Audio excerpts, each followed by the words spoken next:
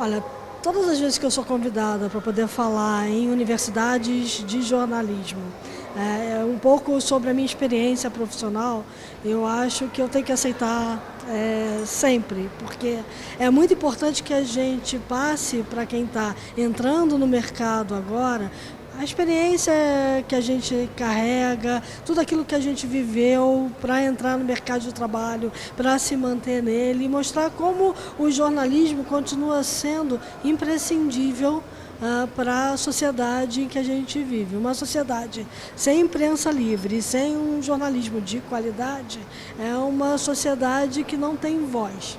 Né? Então a gente precisa muito mostrar para essa galera que está vindo aí que ainda tem jeito, sabe? A gente tem que encontrar novos formatos, novos modelos de negócio, como foi falado no painel, para que a gente possa buscar a viabilidade da atividade que a gente desempenha, né? Mas eu gosto sempre muito de falar, então eu sempre fico muito honrada e sempre procuro atender a esses convites.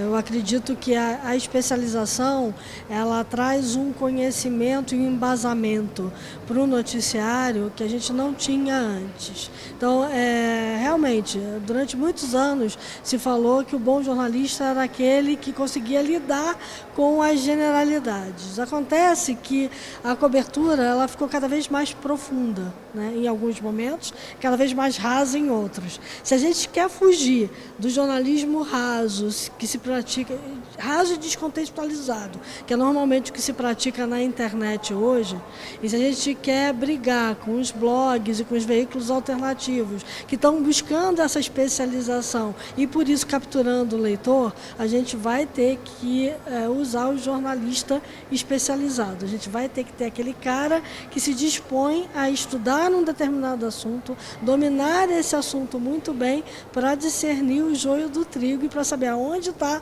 a informação de qualidade, o que é notícia, o que não é. Não deu tempo para falar no painel, mas acho que uma das grandes armadilhas que nós, jornalistas especializados, temos é justamente olhar com os olhos do leitor e não com os nossos olhos, porque como a gente estuda muito, às vezes a gente se pega achando que um determinado assunto é velho, quando ele está na crista da onda para o leitor. Então a gente precisa ter essa humildade de voltar a um assunto que a gente já falou muito, porque é naquele momento que o leitor está precisando ouvir de novo sobre aquilo. Então essa lente ela tem que estar muito alinhada com a lente do leitor, mais do que com a nossa lente de especialização.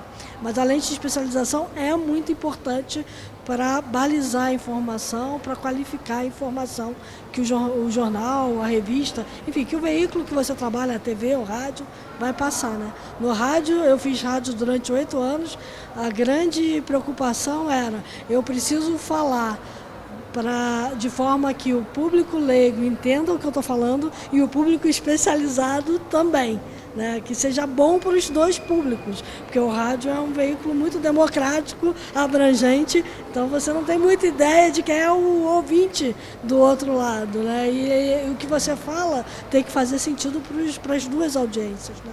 Então, o jornalista precisa ver a rede social como mais um canal de escoamento da produção dele, né? Toda vez que o jornalista fala na rede social, é difícil que a fala dele não seja, de alguma forma, taxada da fala de um jornalista, da fala do veículo que ele trabalha. É muito difícil dissociar o jornalista do veículo, é muito difícil dissociar o que o jornalista fala da sua atividade profissional, né? Então, assim, a gente tem que também ter muito cuidado com aquilo que a gente fala nas redes sociais. Eu, por exemplo, o meu Facebook é um Facebook pessoal. Eu vivo dizendo isso, aqui não é a jornalista falando, aqui é a Cristina como outra pessoa qualquer. Então eu emito opiniões que a jornalista provavelmente no seu trabalho do dia a dia não emitiria, mas aqui é uma conversa entre amigos. Ainda assim, tem a patrulha. Tem o pessoal dizendo assim, mas uma jornalista dizendo isso, tal.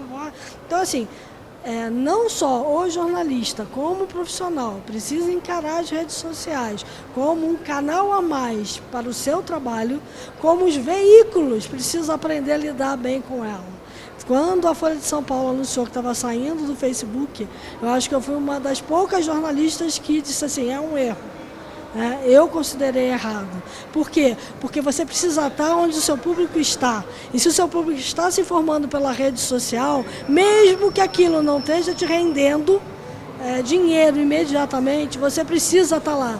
Porque é uma questão de, no marketing a gente fala muito isso, né? É awareness. Se eu não estou lá presente, como é que o cara vai saber que eu dei uma determinada matéria? Só esperando que o meu leitor leve essa matéria para a rede é muito pouco. Eu preciso saber lidar com essas ferramentas, aprender como é que essas ferramentas funcionam e estudar isso muito a fundo, que é o que os produtores de fake news fazem, que é o que o marketing político está fazendo.